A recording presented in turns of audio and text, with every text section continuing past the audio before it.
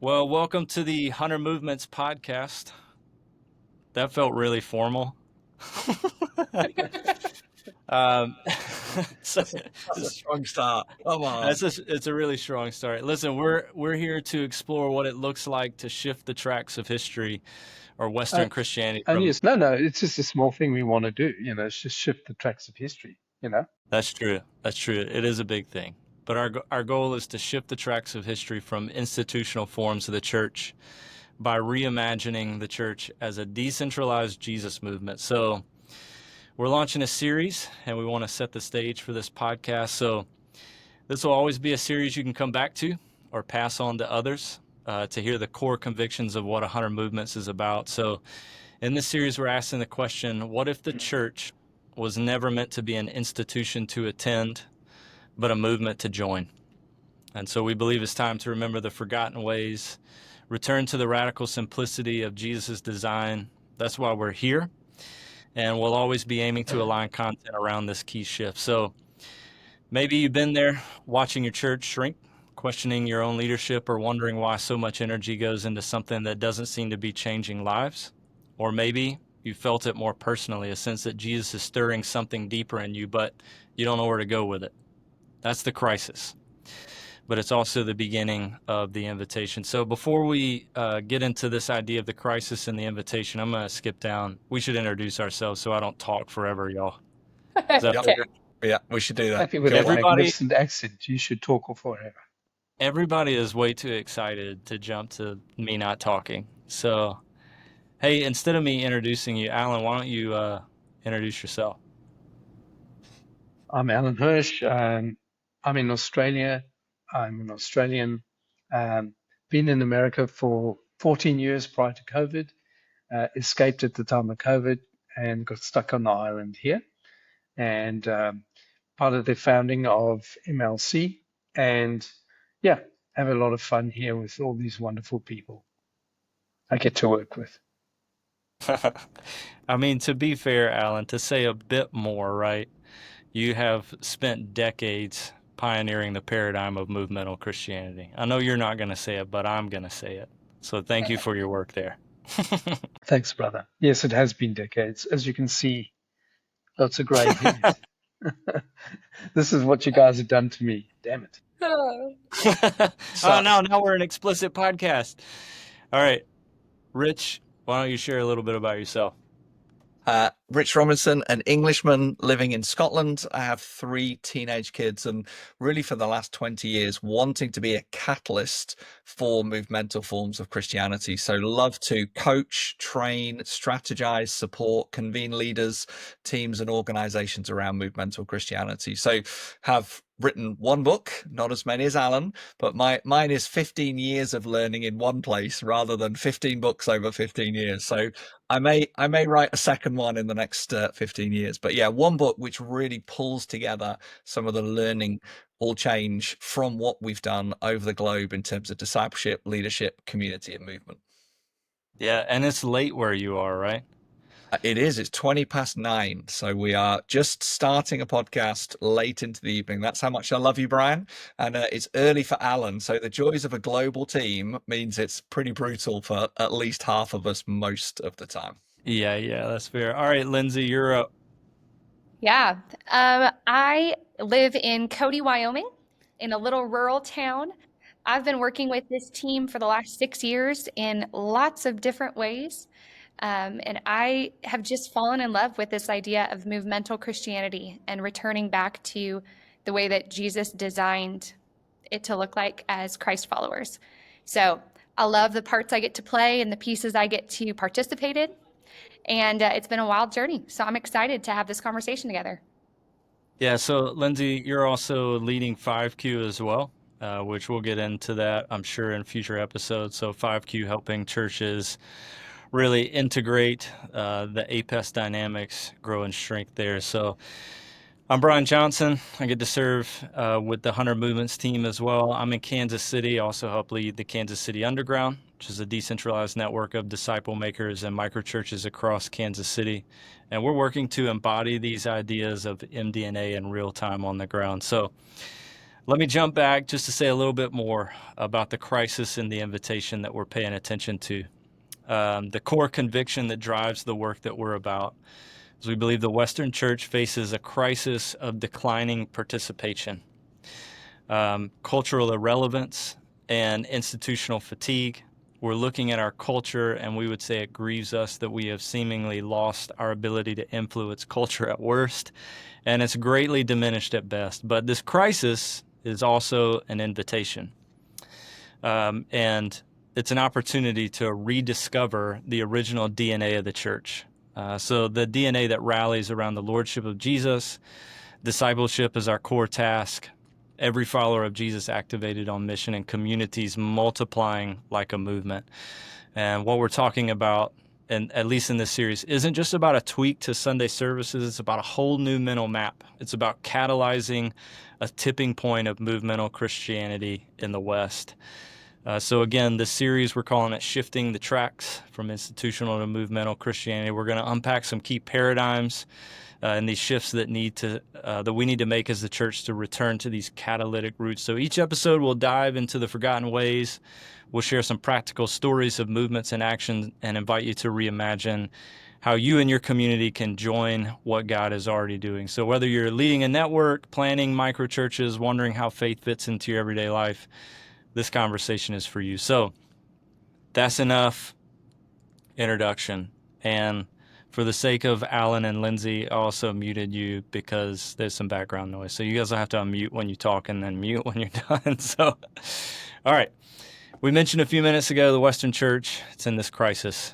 When you look at where we are right now, this is a question to kind of tee us up. What do you see as the signs of that crisis? What do you believe is the opportunity in this moment? So today we're not looking for all the answers. We're just kind of holding the tension of this moment. So this is an invitation. I'm going to start with you, Alan, so you have to unmute before you start talking. What do you see as the crisis in this moment? What do you see as the invitation? Well, Rich and myself are talking from outside of the US, and it's very much clearer to us in our context, that Christianity has, in its prevailing form, has reached, it's peaked, and it's definitely on the decline. So there's no sense that right now doing more of the same is going to fundamentally change the trajectory of what we're doing. In fact, the trajectory right across the Western world, and I've done this, I've done some research on what our census statistics, all our official statistics where people self-declare to the government and filling out all their, the census forms about their own belief system. So you get something more objective. The people identifying as non-religious or, who do not identify as a particular religion is increasing at a rapid rate. And then people who self-identify, particularly in the Christian world as Christians, and church attendance is declining at a rapid rate. So what you have in the UK, it's actually crossed over already. So you have more people now who don't identify as Christian than people who do, and it's rapidly heading towards the for the Christian side is heading in the wrong direction. In Australia, we're about 2-3 years off that point where it's even. Canada is about 7 years off it. America's heading in that direction now. For the first time, I think it's now more evident. But it generally, my take on America is that generally it adopts ideas very quickly, but also ditches things very quickly too. So I think you're going to see an exponential decline in that decline rate from here on in for a whole lot of reasons. But so we are in crisis, and the reality is, more of the same is not going to get the job done because it's actually what has created the problem in the first place. I often say, to people, that the American church is a European derivative. It is effectively the same form of church that we derive from the history of Europe, from the Christendom experience from the 4th century onwards, where church and state were merged, and that it fundamentally changed the way we thought about ourselves. And that the European logic of church, often symbolized by the idea of a chapel style building with clergy and all that stuff that goes along with it, was not the original form of church, but it has presided over the last 1700 years in terms of captured our imagination. So that form of church is definitely going down. The French Revolution started the secularization process, which is to separate church and state. But basically, our imaginations are still dictated to by the conditions of Christendom, where most of our theology was formulated in Christendom context, including the Reformation. It was fundamentally, they never really thought about the church.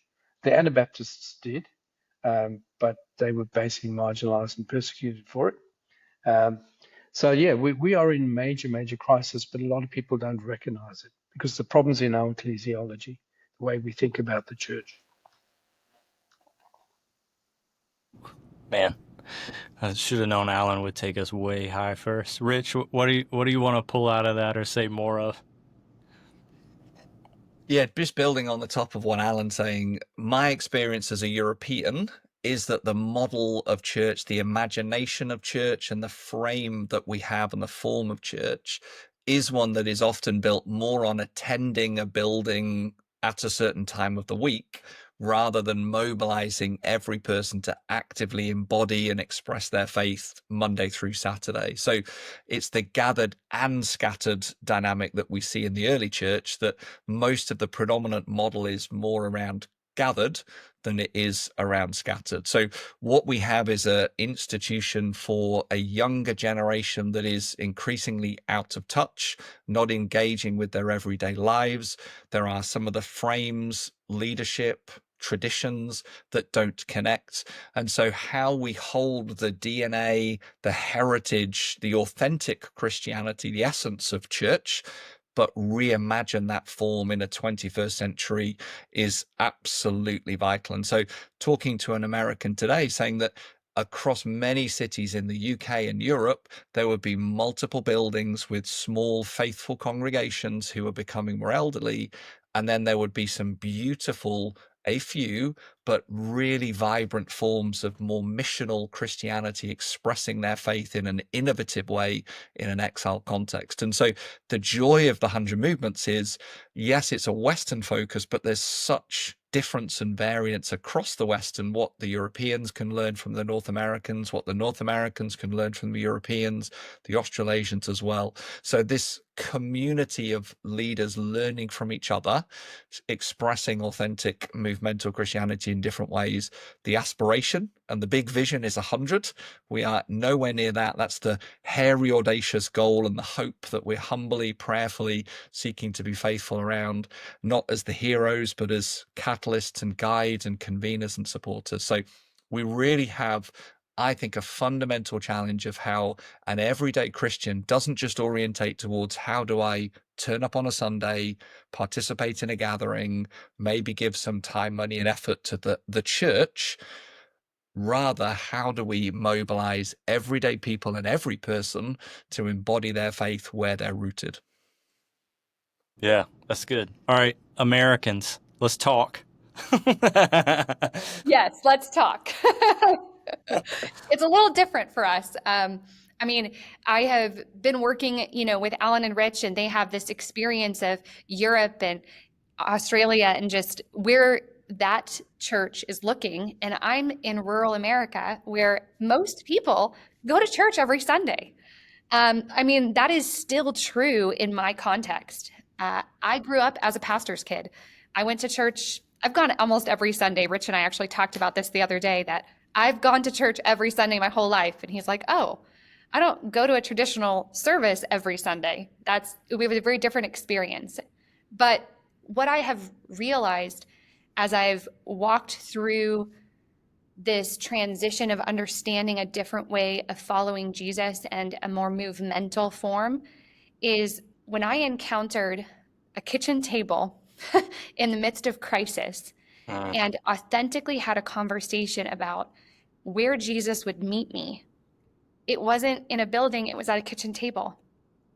And there was this dynamic connection that was relationally formed in the midst of pain that allowed me to realize that Jesus wants to be with me in everything. I don't have to go to a building and perform a ritual in order to encounter him. He actually came so that way he would be with us, embodied in everything that we do. And that's a different way of following Jesus. And it becomes part of your life and part of everything that you do and conversations you have. And it's no longer this formula, but instead it's this relationship. And what really has struck me as I have continued down this path is the need for the relationship, not just me and Jesus alone, isolated, which is very gung-ho Western, like that's what we like to do in America. It's just about me. But it's actually this communal space of me and others and us discerning together, and this vulnerability of I'm sharing my life with you and we're both trying to figure out how to follow Jesus. And there's this beauty that then it starts to just replicate because it's so contagious because you're known and seen and vulnerable. Yeah, that's good. I am in a very different, I grew up in rural America and went to church every week too. I'm in a very different context with a decentralized network of disciple makers, micro churches. And I'm listening to y'all speak on like the crisis for me was hanging with so many people that were like, there's more, right? Like there's gotta be more to this. Like we keep talking about Jesus and we see these stories that he's doing. I'm thinking now about what's his name? The guy that led the Vineyard movement, right? Like he shows up. John Wimber. Yeah. Yeah, John Wimber, right? He shows up and he's like, hey, when do we do the stuff? Like, what do you mean the stuff? Like the stuff I read about in the Bible. Like I'm showing up to this space and there's more stuff in there than we do here. When do we do the stuff? And he was like, I had to go do it because the systems and frameworks that he was introduced to were so radically different.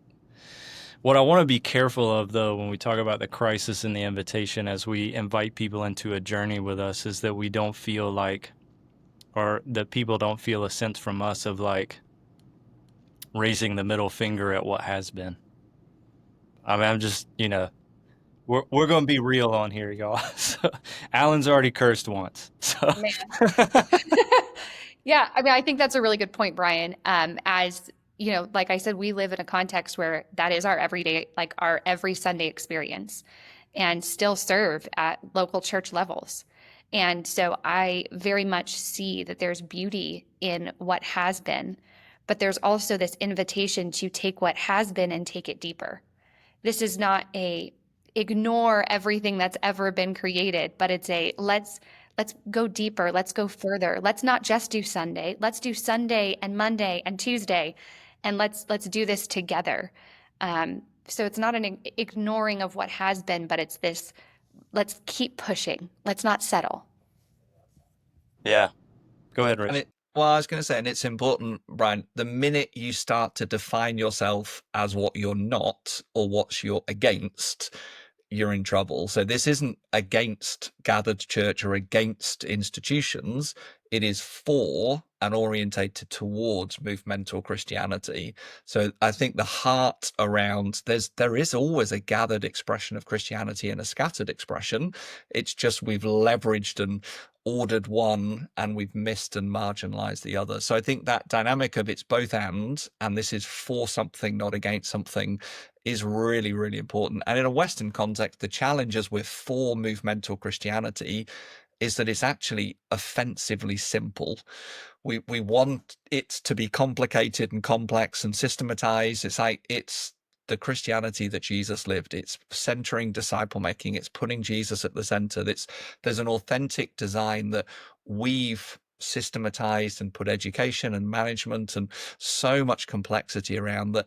Actually, for us in a Western context, when we start to just begin to read the Gospels, look at the way of Jesus, as I work with leaders and teams and start to reorientate.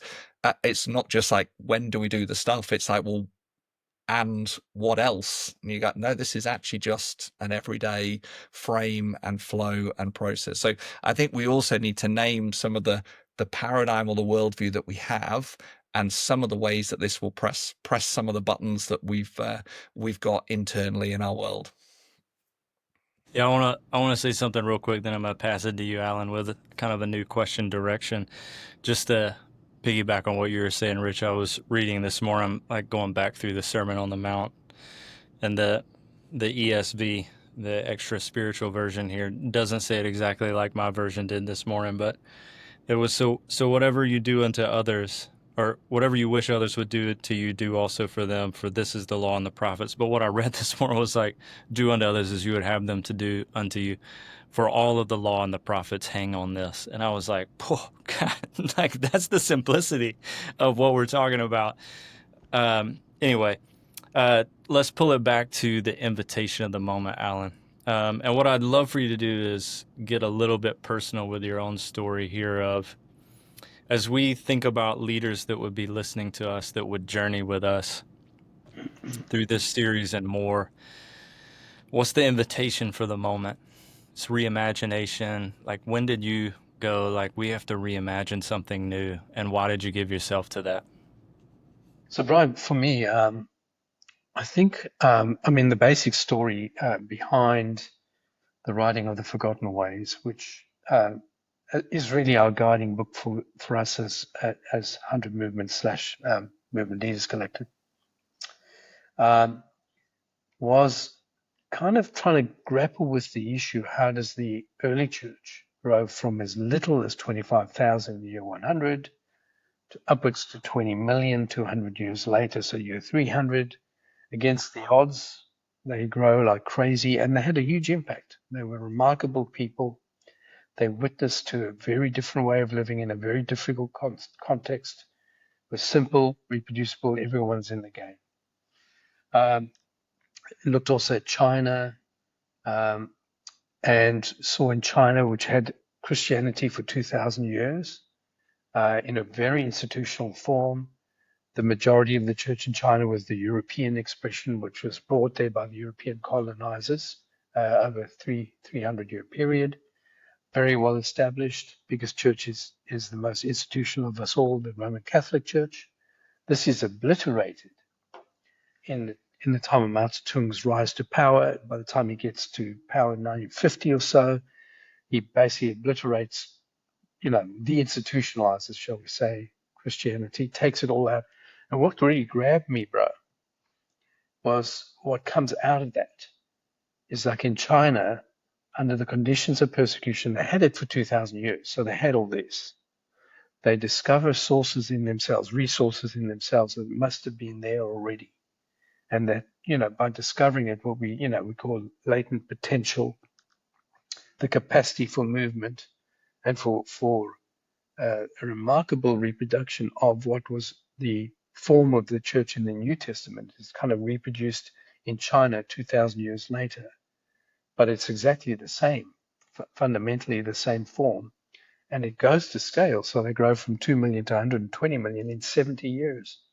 I mean, for me, what grabs me, bro, is to say, gosh, couldn't we see something like that happen without having to have persecution, without having to somehow, experience something of that kind of vacation of the church? Couldn't we somehow, from a vision of the kingdom, among Christianity, among every human being, every person in the game, not kind of big institutions, that we have to kind of have all these things to run the church? Surely we don't. I mean, where both those movements that I refer to had very little resource, but were able to change the world. So that's the dream that keeps me going, and that there is latent potential in the heart of every Christian and every Christian church that has world transforming power.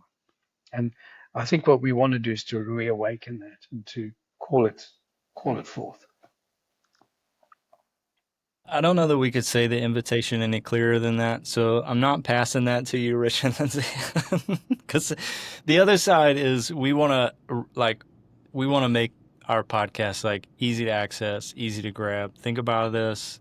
How do you engage it? So we're trying to make these like 30 minutes so you can jump in with us, access it, consider it. How do you join Jesus in obedience? So one last question. This is for all of you. What changes if we make these shifts? If like the invitation that Alan is talking about begins to motivate you, grab you, and you're like, yes, I want more of what you're talking about. I want the simplicity. I want the movement. If people listen to the coming episodes and they start thinking, how do I make this shift? And they do it, what changes? So we'll go Rich, Lindsay, Alan. I think for me, what changes is you begin to see a groundswell and a people movement. So it's one person playing a small part in a big change. So history has been defined by movements. We read books about the solo heroic leader and all the celebrities and all the artisans, but ultimately it's people change culture, and culture shifts history. So what I think changes is not we get better, bigger organizations or more celebrity leaders or X number of books written. What you see is a groundswell of everyday people in the context of a network or a micro church or a denomination or a church plant or a disciple making movement playing their part and being good news and bringing good news in their neighborhoods and networks. So it's that groundswell, church as movement, multiple individuals as a mosaic of something beautiful, that then the world sees justice, beauty, prayer, it receives hospitality, it's able to find truth in a completely disrupted, discombobulated, cultural earthquake environment. There is something of the truth of Jesus embodied and explained in the world of a non-Christian or in a context or a community. All right, Lindsay, how about you? Yeah. I mean, I think that's a beautiful picture, Rich, of just this groundswell. I think about it from an individual level. So part of what changes is I change, like my encounters change, my day-to-day changes. When I start to recognize the impact of my life on other people, on participating in life with other people, my encounters change. I'm not just going to the grocery store. I'm doing more than that. I'm encountering other humans. I'm not just going for a walk with a neighbor. We're actually going to talk about life because Jesus is there in that moment. And so that's part of what changes, and that's part of what creates this groundswell is every day becomes a meaningful opportunity, and meaningful encounters happen in everyday places, and that's contagious. And that's the kingdom coming to this earth. Yeah. Amen. All right, Alan, final word. Well, for me, what changes is that we end up looking a little bit more like Kansas City Underground. And no, I mean, quite seriously, you guys know, very much involved in what you're doing, and we get to see what's going on around the world. And I think what you guys are doing there is demonstrating what we call proof of concept. Is this is what it looks like, where micro churches, that is, the church is small and scalable. It can reproduce. It's in the local. It's in it's in homes, but it's also in various other third places, and it's just a church in every corner. And what I like to call the conspiracy of little Jesus. There's a little Jesus, a disciple, in literally every neighborhood, representing what Jesus stands for. Um, and empowered to do so, and networked and organized in a healthy way, in a kind of network of people trying to reproduce this thing across a city, and from a city across a region, from a region across a country. It's just got this capacity to grow and scale, and it's a Jesus revolution that I think we need to have. Yeah. Yeah, I wasn't gonna share anything, but I am now. Uh, all of what you guys said, I would just go, if we make this shift, we get Ephesians 1, where Jesus is filling everything in every way. And we get to see the reality of, and I know that you all would say that, and that's what's motivating your comments is like heaven invades the earth in a very nonviolent way. Or maybe some violence, I don't know. But yeah, we get to see the kingdom of God filling everything in every way. And Alan's going to say something else. I was going to be inappropriate. Something about Jesus kicking ass or I was going something. to say that. Yeah. That's what the mute button is for. It's- Right Yeah. there, Ryan. Quick, it's like Password. mute. I didn't say Yeah. that, but I was thinking about Jesus kicking ass.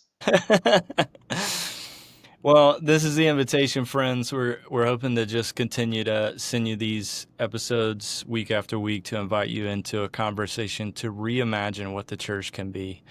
And we hope you join us. So if this has stirred something in you, hit subscribe, share this with a friend who's feeling the same tension. Head to 100movements.com. Take the free MDNA strengths test. It's a simple way to begin discerning your part in this shift toward movemental Christianity. Next time, we're going to dive into the Gospels and Acts, not as religious texts, but as like this raw movement document. Because if we want to return to the source, we have to ask what made the church unstoppable in the first century. So thanks for joining us. We'll see you next time.